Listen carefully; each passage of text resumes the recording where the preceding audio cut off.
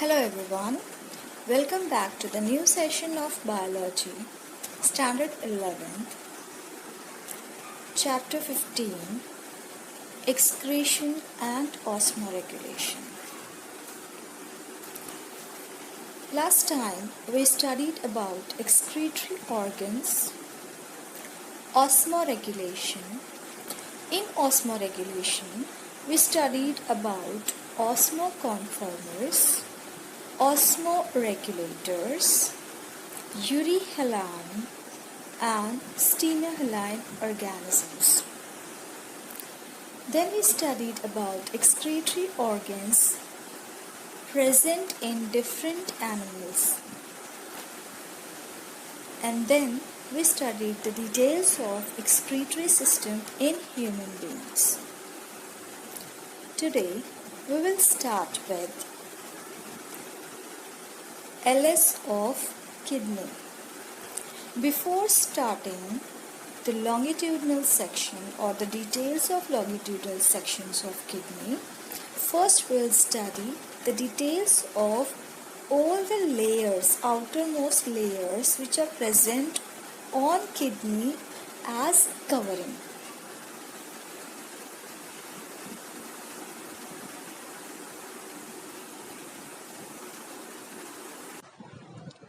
Each kidney is externally covered by 3 layers of tissues. The outermost layer is called renal fascia. It is made up of thin layer of fibrous connective tissue. It anchors or holds the kidney to abdominal wall as well as surrounding tissue. Middle layer is made up of fatty tissue called adipose capsule. It protects kidneys by shock absorption. Innermost layer is called a renal capsule. It is a smooth, transparent, fibrous membrane that is continuous with outer layer of ureters. It acts as barrier against spread of infections in kidneys. Now let's start with LS of kidney. LS of kidney shows two distinct regions. They are renal cortex and renal medulla. Renal cortex is outer or peripheral, a red-colored and granular region.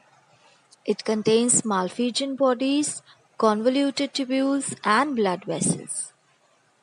Renal medulla is inner region with pale red color and striated appearance. It consists of loop of Henle and collecting ducts. All these are arranged in cortical manner to form a renal pyramids. Cortex extends in medulla as columns of Bertini or renal columns between pyramids. Narrow tip of pyramid is called as a renal papilla. There are several pyramids. Renal papilla opens into minor calyx. Minor calyces merge together to form a major calyx. Major calyces unite together to form a renal pelvis. Renal pelvis is a funnel-shaped area. Renal pelvis continues as ureter which leaves kidney through hilus. Structure of nephron.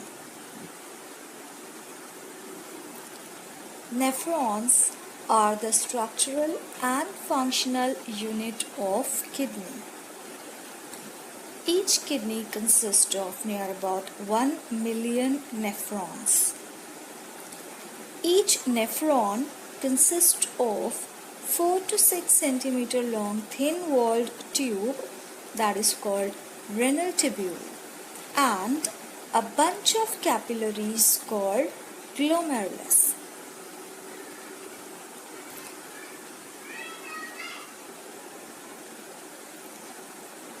Now, let us study the details of nephron. Nephrons are divided into two parts. One is Malpighian body or a renal corpuscle, and second one is a renal tubule. Malpighian body or renal capsule is near about 200 micrometer in diameter, whereas renal tubule is the proximal end which is connected to Malpighian body. That proximal end is wide and blind, whereas the distal end of renal tubule is open, and this tubule is 4 to 6 centimeter long. Now this Malpighian body or renal capsule consists of two parts. First one is glomerulus, which is nothing but a bunch of capillaries or a tuft of capillaries, or you can say the network of capillaries. Second part is Bowman's capsule. Bowman's capsule is a cup-shaped structure into which glomerulus is present. Then coming towards a renal tubule. Renal tubule consists of first part, that is called neck, which is in continuation with Bowman's capsule. This neck then proceeds into PCT, that is proximal convoluted tubule. Convoluted means twisted and tubule means tube-like structure. It is the proximal part which is highly coiled or convoluted, and it is tube-like, so it is called proximal convoluted tubule. This PCT then continues into loop of Henle. This loop of Henle is connected to DCT, that is distal convoluted tubule. It is a distal end, it is highly coiled and it is tube-like. That's why it is called distal convoluted tubule. And this DCT is connected to a short straight tubule called as collecting tubule. Now, the collecting tubule of many nephron opens together in a common duct, that is called collecting duct, that we'll see in detail further. So these are the total parts present in each nephron: Malpighian body and renal tubule. Malpighian body consists of glomerulus and Bowman's capsule. Bowman's capsule is in continuation with renal tubule and connected to PCT through neck. PCT then continues into loop of Henle. Loop of Henle is connected to DCT. DCT is connected to collecting tubule. LS of kidney contains number of renal pyramids. These pyramids are made up of nephrons. Each kidney contains near about 1 million nephrons. Nephrons are divided into two parts, that is Malpighian body or renal capsule and renal tubule. Malpighian body is 200 micrometer in diameter, whereas renal tubule is 4 to 6 centimeter long. Its proximal end is wide and blind, whereas the distal end is open. Malpighian body is divided into two parts. They are glomerulus and Bowman's capsule. Renal tubule is divided into neck, PCT, that is proximal convoluted tubule. This Bowman's capsule continues into PCT through neck. PCT continues into loop of Henle. Loop of Henle consists of two limbs, that is, descending limb and ascending limb. Ascending limb of loop of Henle continues into DCT. DCT is connected to small straight tubule called collecting tubule. This is then connected to long duct called collecting duct. Now talking about the details of glomerulus. It is a bunch of fine blood capillaries. It lies in cup-shaped Bowman's capsule. A branch of renal artery called efferent arteriole enters the cup-shaped structure and forms a network of several capillaries called glomerulus. Capillary wall is fenestrated, that is, porous. All capillaries reunite to form an efferent arteriole that leaves the cup-shaped cavity. Diameter of afferent arteriole is greater than efferent arteriole. It creates high hydrostatic pressure in glomerulus. It is important for ultrafiltration. Bowman's capsule is a cup-shaped structure. It consists of double walls. Both walls are composed of squamous epithelium. Outer wall is called parietal wall and inner wall is called visceral wall. There is a space in between these two walls called capsular space or urinary space. Visceral wall consists of special type of squamous cells called podocytes. These podocytes are in close contact with glomerulus. That is, the wall of capillaries of glomerulus. There are small slits in between adjacent podocytes called filtration slits. Parietal wall consists of simple squamous epithelial cells. It is thin and continues into neck. The wall of neck is made up of ciliated epithelium. Lumen of neck is called urinary pole.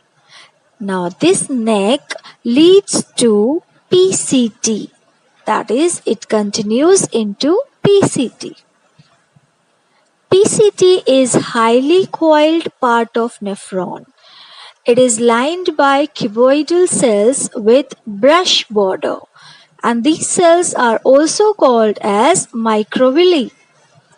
It is surrounded by peritubular capillaries, which helps in selective reabsorption. Due to convolutions, filtrate flows slowly and remains in the PCT for longer duration. Now, because of this, maximum amount of useful substances are reabsorbed by blood. Loop of Henle. It is a U-shaped tube that consists of two limbs. One is descending limb and other one is ascending limb. Descending limb is thin-walled and is permeable to water. It is lined with simple squamous epithelium. Ascending limb is thick-walled and is impermeable to water. That is, it does not allow water. It is lined with simple cuboidal epithelium. Whenever I say the word permeable, that means it allows water. And if the word comes impermeable, that means it does not allow water. So, descending limb is permeable to water. That means it allows water to enter inside it. Whereas ascending limb is impermeable to water. That means it does not allow water to enter inside it. Now this loop of Henle is surrounded by capillaries called vasa recta. Its main function is to operate counter current system. Now what is this counter current system? It is a mechanism for osmoregulation. We already studied about osmoregulation. Osmoregulation is nothing but it is the regulation of salt and water balance in the body. So here, whatever the ascending limb is, this ascending limb of loop of Henle now leads to DCT. DCT is another coiled part of nephron. Its wall consists of simple cuboidal epithelium. It performs tubular secretion or active secretion, in which wastes are taken up from surrounding capillaries and secreted into urine. Now, these surrounding capillaries are nothing but peritubular capillaries which are present around nephron. Now, main function of DCT is that it helps in water reabsorption and regulation of pH of body fluids. Now, next part is collecting tubule. Collecting tubule is a short, straight part of DCT. This collecting tubule reabsorbs water and secretes proton, and it opens into long duct called collecting duct. Many collecting tubules of different nephrons open into a common collecting duct. Types of nephrons. There are two types of nephrons in human kidney. They are cortical nephron and juxtamedullary nephron. Cortical nephrons have shorter loop of Henle which extend very little in medulla. Most of the nephrons are cortical nephrons, whereas few nephrons have longer loop of Henle that runs deep into medulla. These are called juxtamedullary nephrons. Nephrons are richly supplied with blood. About 1/4 of cardiac output is supplied to kidney. Functions of nephron.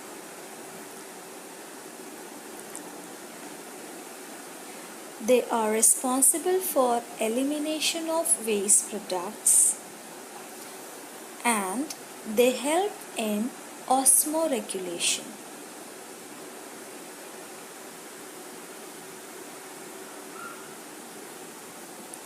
Blood supplied to kidney.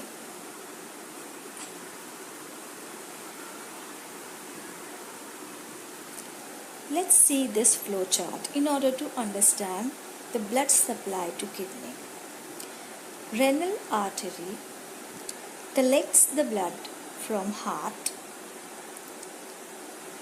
It passes blood to the divisions of artery that is called a renal arteriole which enters inside the kidney. Now this renal arteriole then passes the blood to glomerular capillary. This glomerular capillary then passes blood to efferent arteriole.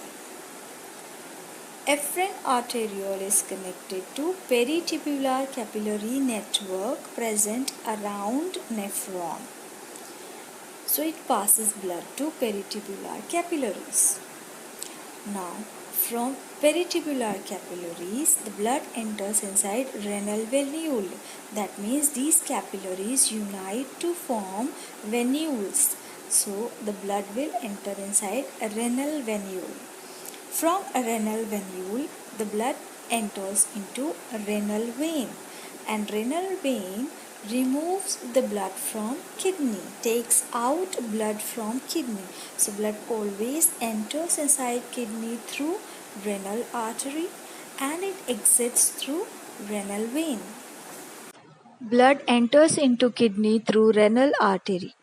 This artery then divides into small branches called renal arteriole. Now this afferent arteriole enters into glomerular capillary. So the blood passes through afferent arteriole into glomerulus. from glomerulus is it exits through afferent arteriole. Now this afferent arteriole passes blood to peritubular capillary network. From this peritubular capillaries, now as these capillaries unite together, they form venule. So the blood from peritubular capillaries now enters into renal venule. These venules unite together to form renal vein. So the blood exits from kidney through renal vein. J-G apparatus or juxtaglomerular apparatus. Some smooth muscle cells of the wall of afferent arteriole are modified in such a way that their sarcoplasm appears granular. These cells are called JG cells or juxtaglomerular cells. In each nephron, beginning part of DCT makes contact with the afferent arteriole of same nephron. Cells in the wall of DCT in this region are packed more densely than those in other region of DCT. This is called macula densa. Macula densa and the JG cells together forms JG apparatus, that is juxtaglomerular apparatus. Function of JG apparatus. It plays an important role in blood pressure regulation within kidney. That means it helps to control the blood pressure.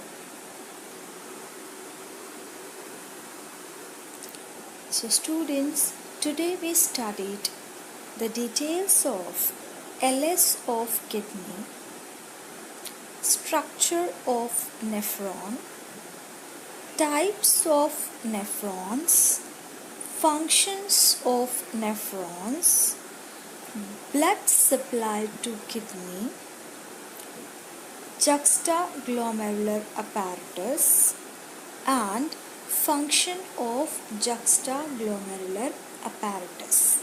I hope you understood the topic. So let's stop here.